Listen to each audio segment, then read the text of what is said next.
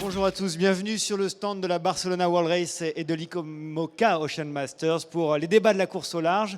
Aujourd'hui, un thème donc scientifique, One Planet, One Ocean, l'engagement de l'UNESCO avec cette course qui partira le 31 décembre 2014 de Barcelone, course en double autour du monde. Nos invités aujourd'hui, à ma gauche, Roland Jourdain, skipper, Jorge Luis Valdés, qui est à la commission océanographique intergouvernementale de l'UNESCO. Il va nous expliquer ce que c'est. Carlos Clastré, directeur de Barcelona World Race TV, et Martin Kramp de la société JICOMOPS. Là aussi, il nous expliquera ce que c'est et il n'est pas venu les mains vides. Alors, première question, Jorge, One Planet, One Ocean, le logo qu'on a vu en ouverture, qu'est-ce que ça veut dire? Qu'est-ce qui se cache derrière ce slogan? Ok, merci beaucoup. Je vais parler en anglais parce que je suis more confortable. As we have seen in the video, the ocean connects the entire planet.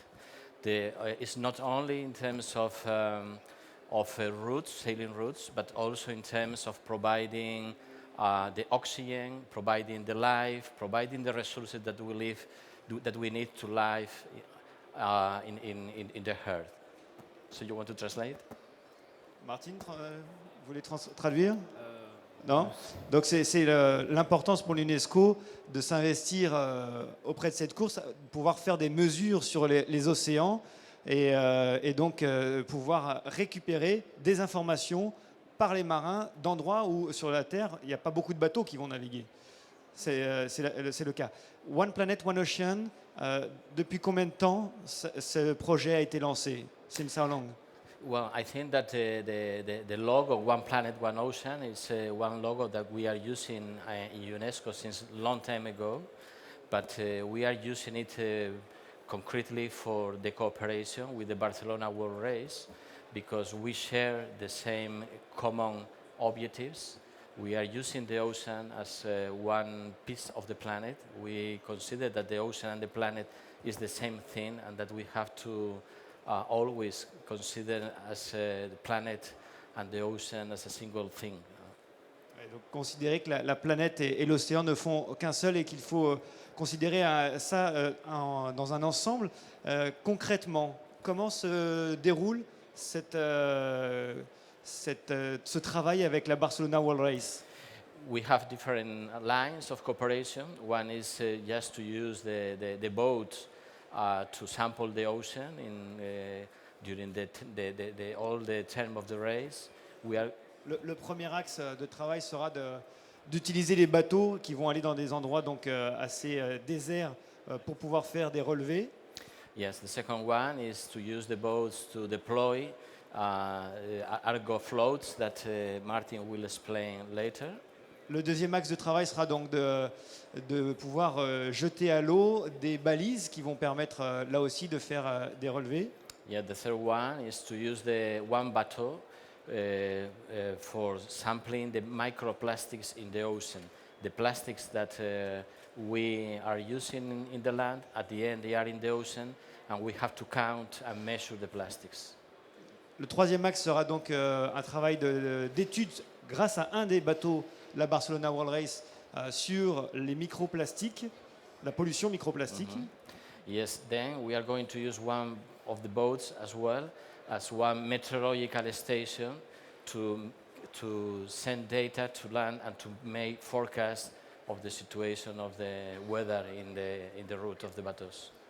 Et le quatrième et dernier axe de travail sera d'utiliser un des bateaux de la Barcelona World Race pour effectuer des relevés météorologiques, donc des endroits traversés par les concurrents de la course. Alors, and finally, the last one is the conference on ocean research that Barcelona is organizing in cooperation with the IOC UNESCO.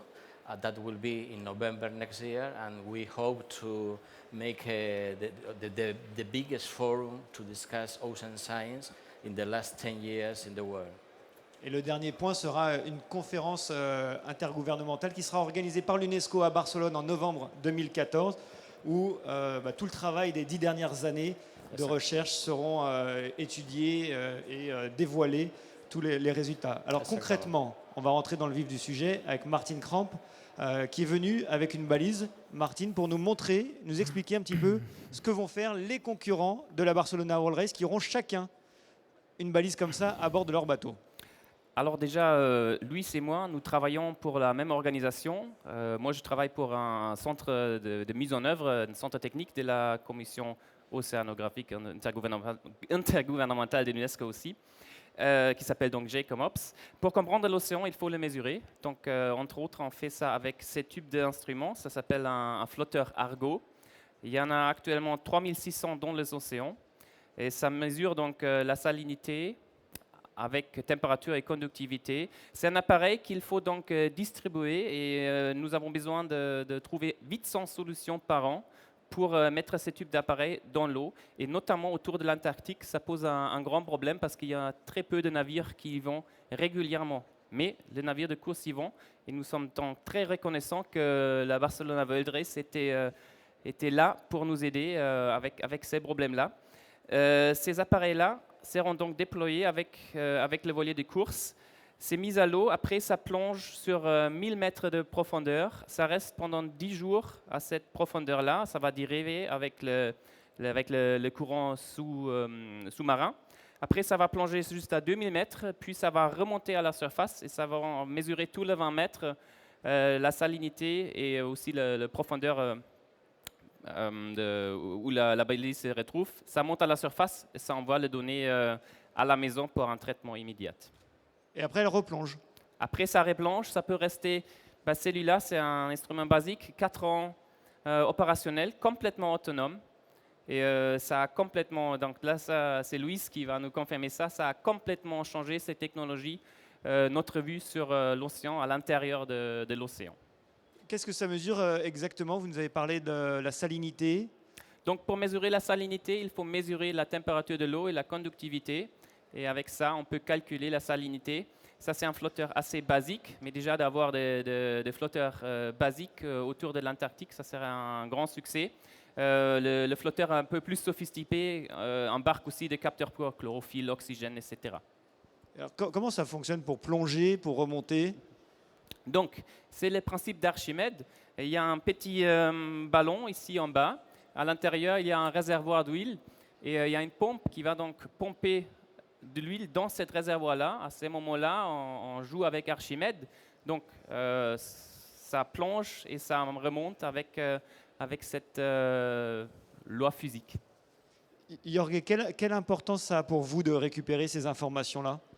Well, this is really important. We actually have 3,500 floats in the ocean, and they are providing data all over the globe, from all the oceans. And it is so important for us that now most of the data that we are gathering from the ocean comes from those floats, more than the research vessels, more than the ships. And during the last 15 years, we get more data from the ocean than in the 100 years using ships.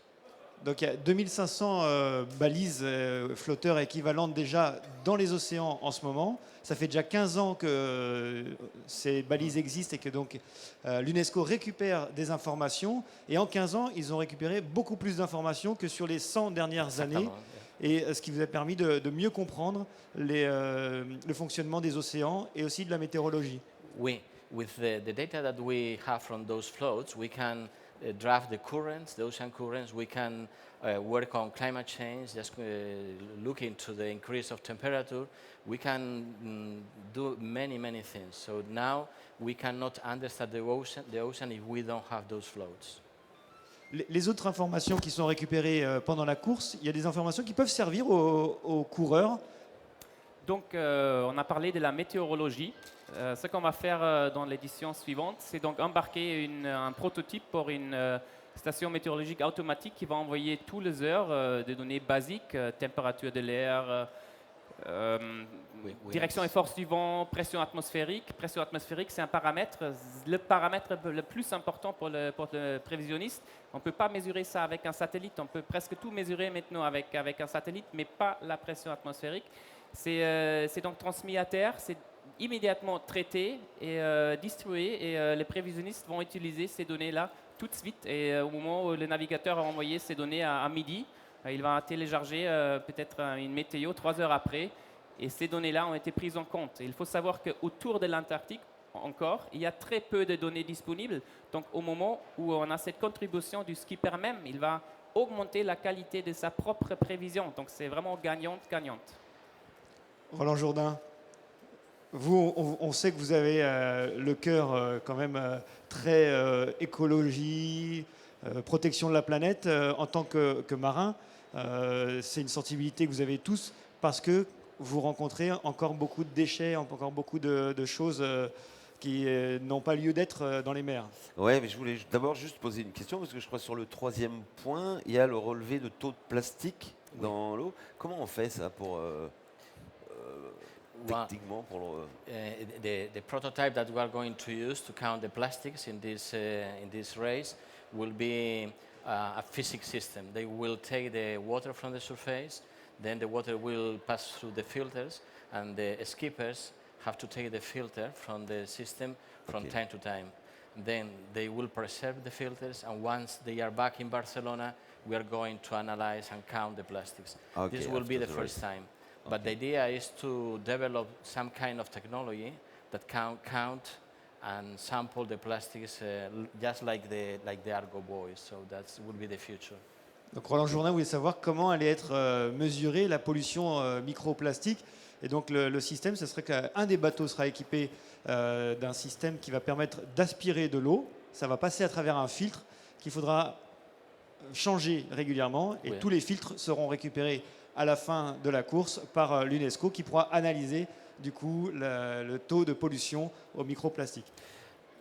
Ben ouais, c'est nous sur l'eau, on ne voit que le macro, hein, que le gros déchet, mais c'est vrai que moi j'ai un souvenir précis, c'était pas dans la Barcelona, mais c'était dans le Vendée Globe, dans le dernier que j'ai fait, où dans ce qu'on appelle les 40e rugissants, donc dans un endroit où sur la circonférence de la planète, il n'y a pas de terre, j'ai pris mon gouvernail à ramasser une bâche en plastique de 3 à 4 mètres carrés, qui était exactement de là que je regarde le bateau parce que c'était celui-là, et de la couleur du gouvernail, une bâche orange. Donc j'ai passé 3-4 heures avec ça dans le gouvernail.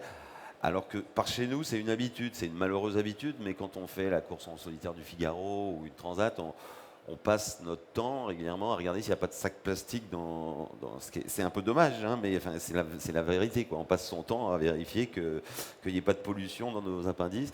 Mais bon, dans les 40e rugissants, bon, là, ce jour-là, ça m'a fait un choc. D'une part, parce que je ne comprenais pas pourquoi j'avançais pas vite, je n'avais pas vu cette bâche-là, mais surtout quand je l'ai ramassée, d'abord elle est restée à bord.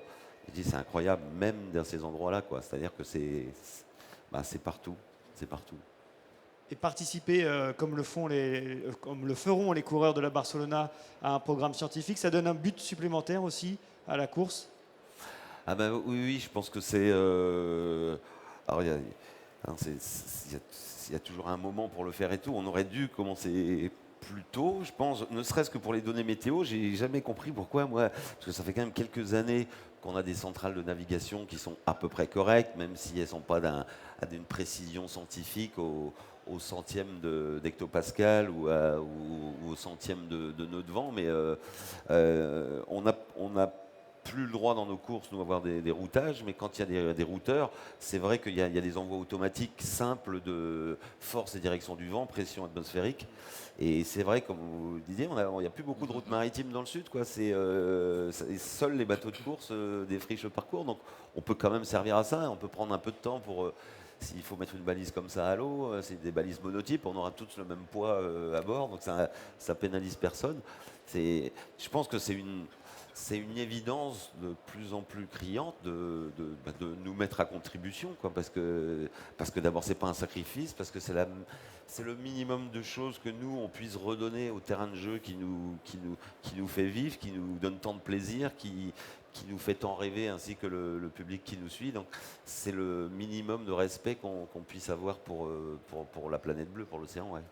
Et en plus, vous avez un retour direct sur investissement puisque vous améliorez les prévisions vous aidez les prévisionnistes à améliorer Mais c'est leurs sûr, connaissances. Donc, mais c'est vous aurez sûr. des meilleures Mais, connaissances météo. si vous saviez le nombre de fois où on peste contre nos météorologistes, parce que les fichiers de vent a dit 15 nœuds dans ce sens-là et on en a 35 dans l'autre sens, plus on connaîtra ces endroits-là, mieux on se portera pour tout le monde. Carlos Clastre, pour Barcelona World Race, c'est pas la première fois, c'est pas la première édition où il y a un partenariat avec l'UNESCO, mais ça prend de l'ampleur pour la prochaine. Oui, écoutez, nous avons démarré la dernière édition, 2010, à une collaboration avec l'UNESCO. Il y avait un bateau, c'était le Forum Maritime Català, qui avait un capteur de salinité et température, avec les données qu'on envoyées via satellitaire. Et avec tout cela, on a pu donner à la science des données dans des endroits où normalement on n'a pas des données. Pourquoi? Parce que nos marins sont les témoins que vraiment à ce moment-là on trouve des plastiques, comme tu disais tout à l'heure Milou, on trouve des plastiques dans des endroits que normalement il n'y a eu pas la main de l'homme. C'est-à-dire que c'est vraiment quelque chose de très important. Alors, avec cette initiative que nous avons eue la dernière édition, l'UNESCO nous a donné un trophée, ça se dit un drapeau à l'initiative d'aider la science à partir de la voile océanique. Et donc, on a voulu aller un peu plus loin cette prochaine édition. Et alors, on a parlé de la balise Argo, de senseurs de salinité, les stations météorologiques et aussi le microplastique. Et les cyclopes. Ah oui, c'est une chose qu'on n'a pas parlé. On utilise les caméras qu'il y a sur le mât. Quasiment tous les bateaux ont une caméra sur le mât. Avec ça, on analyse la transparence et la couleur de la mer. Et comme ça, on arrive à savoir quelle est la situation du plancton, par exemple. Ça nous aide parce que ce sont des données dans des endroits qu'il n'y a pas de trafic maritime. Alors, il n'y a que ces messieurs-là qui passent dans ces endroits. Alors, ce sont des données très importantes. Et en plus que ça, on a parlé avec l'UNESCO et on a décidé de faire un petit peu plus et aider à la organisation de la conférence scientifique de la... Ça se dit comment exactement? De la science marine. De la science, voilà.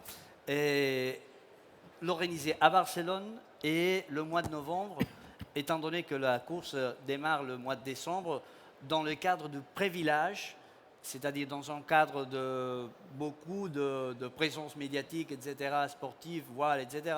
On va parler de la science aussi et on va démontrer que vraiment la voile océanique se mobilise à ces moments-là devant cette situation de nos océans. Est-ce que vous avez des questions à nos invités? En attendant que vous réfléchissiez à des questions, moi j'aimerais savoir que deviennent les balises au bout de 4 ans? Donc, c'est la question qui fâche. Il faut savoir que envoyer un bateau pour récupérer ce type d'instrument, l'impact sur l'environnement est plus grave que la laisser en mer. Donc pour l'instant, il y en a très peu qui sont récupérés. Si ça arrive sur une plage, il y a un autocollant là-dessus avec une adresse, avec un numéro de téléphone. Nous, on organise après la récupération de la balise. Après, les partenariats avec la voile sont en pleine puissance. On ne peut pas demander à un porte-container de s'arrêter. Un navire de recherche coûte $50 000 par jour. Là, on ne peut pas l'envoyer non plus pour des problèmes budgétaires. Par contre, il y a des bateaux à voile un peu partout dans les océans. Et nous travaillons donc sur une solution avec plusieurs partenaires, notamment ici, cette balise-là, elle va être déployée avec Voile sans frontières, pour aussi récupérer les balises en mer, parce que ça envoie une position très précise, et on va donc transmettre cette position à une voilier quand on sait qu'il est en proximité, et là on va donc réussir à récupérer une partie de ces instruments. Question? One thing that the people has to know and to realize is that all the data from those floats are available in Google Earth.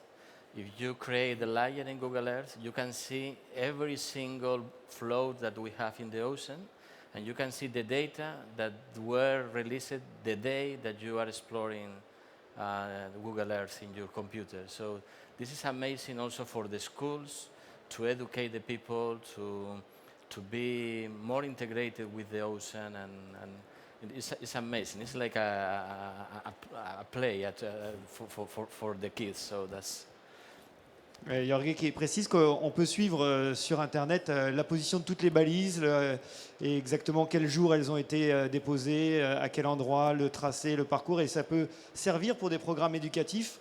Et les enfants, souvent, adorent ça parce que c'est un petit peu comme un jeu. Justement, les données, on en a parlé, c'est les données les plus importantes. Pourquoi vous n'en prenez pas d'autres données avec ces balises?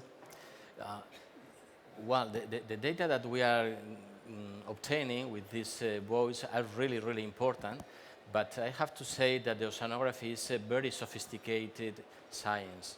We are combining data from satellites. We have many satellites sampling the ocean. The problem that we have with the satellites is that we only have data from the very first centimeters. So just in the really surface of the sea.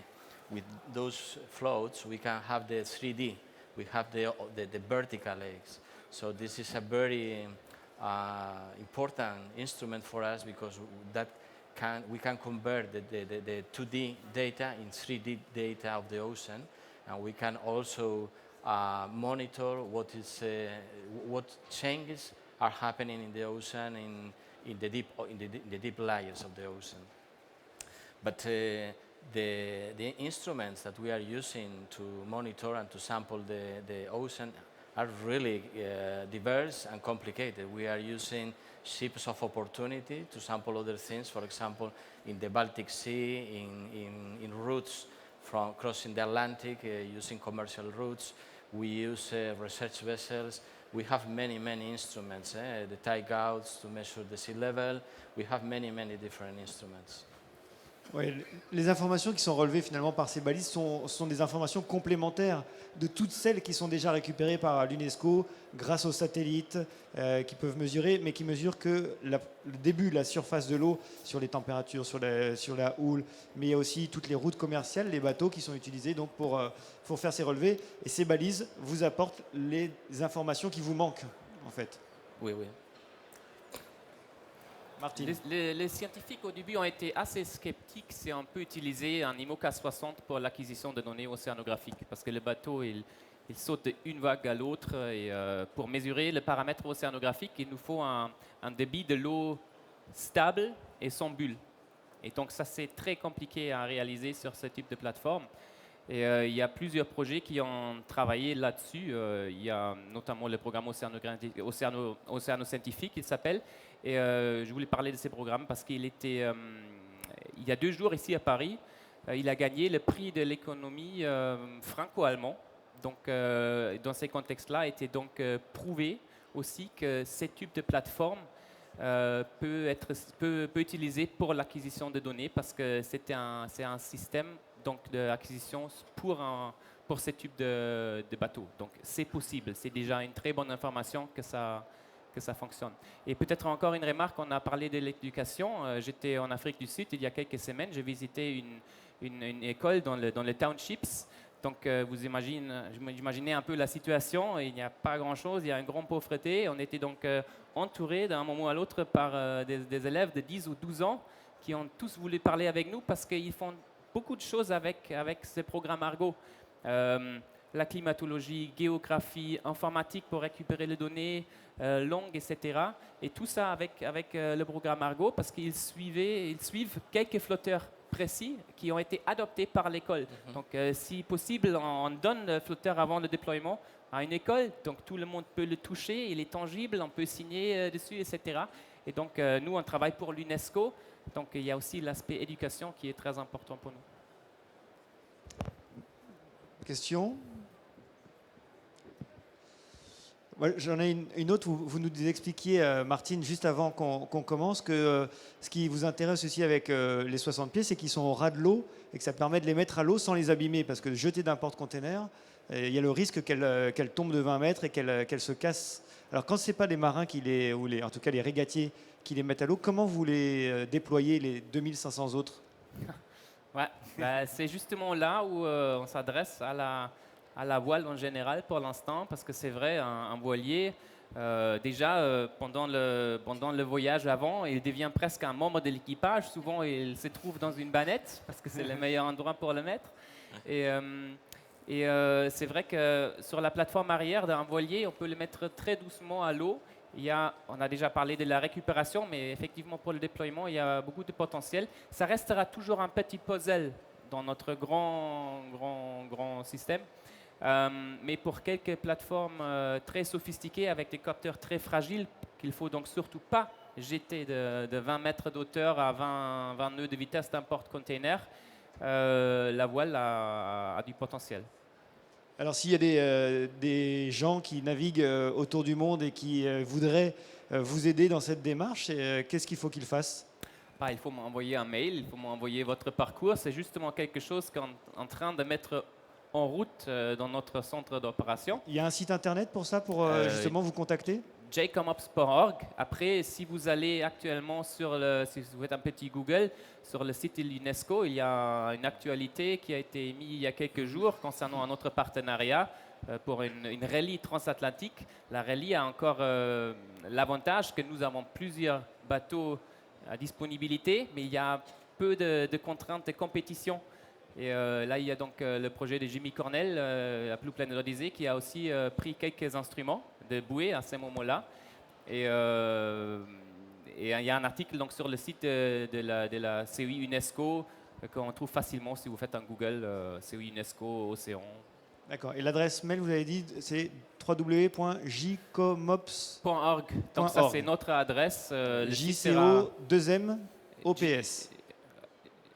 C'est ça. .org, voilà. Bilou, votre activité, vous, en ce moment, c'est aussi des projets environnementaux?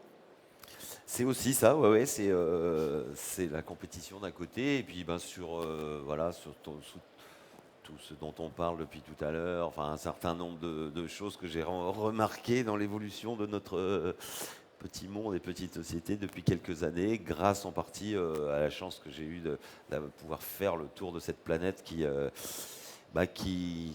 à sa première navigation paraît immense et infinie, et au fur et à mesure des tours du monde, on se rend bien compte qu'elle est toute petite, qu'on est de plus en plus nombreux à habiter dessus, et que ces légers petits désagréments de plastique, pour ne citer que le plastique, qui finissent dans les océans et qui finiront par nous remonter dans le ventre, puisque la chaîne alimentaire nous les ramènera, ça m'agace un peu. Donc j'essaye de faire des choses en travaillant particulièrement dans le domaine des biocomposites, en fait, des matériaux alternatifs à la pétrochimie, et donc d'une recyclabilité et d'une biodégradabilité potentielle. Donc pour le nautisme et pour les utilisations à terre, 90% de la pollution des océans, elle vient de la terre quand même. Donc il y a beaucoup de boulot à faire à terre. Et pour aller plus loin dans cette démarche-là, en fait, on vient effectivement de créer un fonds de dotation qui s'appelle Explore, et pour encourager, épauler, identifier ce qu'on a intitulé les nouveaux explorateurs, qui pour moi sont les gens qui vont nous faire habiter et plus en harmonie sur la planète, puisque les grandes découvertes géographiques, je pense qu'elles sont faites, on sait où on vit, maintenant c'est savoir comment on va vivre ensemble qui est intéressant. Donc à l'image d'une bonne partie des gens de ma génération, la course au large a donné lieu à de nombreuses innovations. On fait aujourd'hui des bateaux qui volent, c'est pour dire, c'est venu assez vite, et on a quasi tous commencé dans nos garages, dans le fond de nos hangars, et aujourd'hui il y a des tas de gens qui avec des petits moyens sur des projets précis, je trouve, sans programme énorme, etc., font avancer le monde tous les jours. Donc voilà, on va les épauler et avancer là-dedans. Vous avez un exemple ou deux concret? Je crois que cette année vous étiez au Bangladesh. Alors ouais, on a 4 projets identifiés, donc tout le monde peut aller voir le bateau de Corentin, de Châtel-Perron, qui est là. Corentin et toute son équipe de Gold of Bengal travaillent sur la filière de la fibre de jute. La fibre de jute, c'est un exemple, hein, on en faisait nos sacs de pommes de terre, nos sacs à patates. Le plastique a remplacé tout ça. Et cette fibre là-bas qui pousse dans le delta, qui est naturelle, peut très facilement, pour peu qu'on s'en donne les moyens, et de retisser à la façon des tissus pour fabriquer les bateaux. Et dans un contexte où là-bas le prix du bois et la déforestation mondiale font que le prix du bois monte, le polyester et la fibre de verre vont être concurrentiels. Plutôt que d'importer tout ça, on peut redonner du travail, recréer une filière économique et sociale et environnementale, puisque ce sera de la fibre naturelle qui pourra construire les bateaux. On le fait à l'identique dans un autre contexte, nous, en Bretagne, mais avec des biocomposites liés au lin, au liège, au balsa, demain le champ. Enfin, le champ des possibles est infini, pour peu qu'on commence à regarder la nature d'une autre façon et qu'on oublie un petit peu le zapping facile d'appuyer sur l'interrupteur pour avoir la lumière et de démarrer le moteur sans se poser la question du vient le gasoil, quoi. C'est juste changer un petit peu nos codes de fonctionnement, et je suis sûr que ça nous préparera de magnifiques courses à la voile et une vie harmonieuse en général sur la planète. C'est du moins le souhait que je fais. Alors pour le public donc, du salon, il faut aller sur quel stand pour voir ce bateau en toile de jute? Alors il est juste derrière nous, je ne connais pas le nom du stand, mais vous voyez, on voit sa voile pince de crabe juste derrière nous. Et c'est devant le Nautic Café. C'est devant le Nautic Café, ouais. Ça vaut vraiment le coup, parce que le bateau vient de faire un voyage nomade dans les mains de Il se de repère Corentin. facilement avec son côté un peu rustique. Ouais, Corentin vous racontera tout le reste de ses aventures, on va pas passer la journée. Et on a un autre projet en Polynésie avec Julien Girardot, tout simplement pour ramener des bateaux à voile dans les atolls. C'est incroyable quand même qu'il y a des gens aujourd'hui. En plus, c'est les Français, hein, tout ça, ça nous appartient à Viveux, mais voilà, le moteur est arrivé là-bas, mais l'essence coûte trop cher. À quoi ça sert d'amener des bateaux à moteur dans des endroits où il y a du vent et on ne peut pas s'en servir parce qu'on n'a pas d'argent? Et il y a des choses très très simples à réinventer. Et d'ailleurs, on travaille sur un programme scientifique, ramener une pirogue à voile dans un endroit, c'est une réserve naturelle, d'ailleurs pilotée par l'UNESCO aussi, où au-dessous de cette pirogue à voile, il y aura, je dis on, mais c'est les scientifiques qui s'en occuperont, une googlisation aussi, faire un Google Earth en 3D du lagon. Et voilà, c'est assez allié par des choses simples, les technologies du 3e millénaire, et ramener un petit peu de bon sens dans tout ça. Alors c'est ambitieux, mais bon, dans les courses à la voile, il y a une ligne d'arrivée. Là, la ligne d'arrivée, il n'y en a pas, c'est ça qui est bien.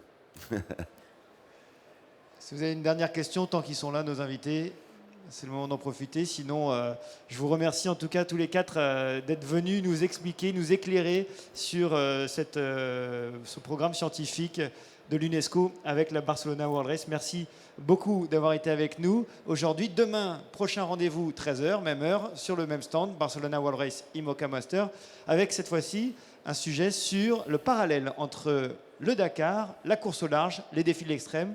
Nos invités seront Alain Gauthier, Philippe Monet, qui est certainement le seul marin qui a fait le tour du monde et le rallye Paris-Dakar, Patrice Rouanette et Xavier Gavory. Merci à tous, bonne journée sur le Salon Nautique et à demain pour la suite des débats de la course au large. One legend, one world champion, one ocean master.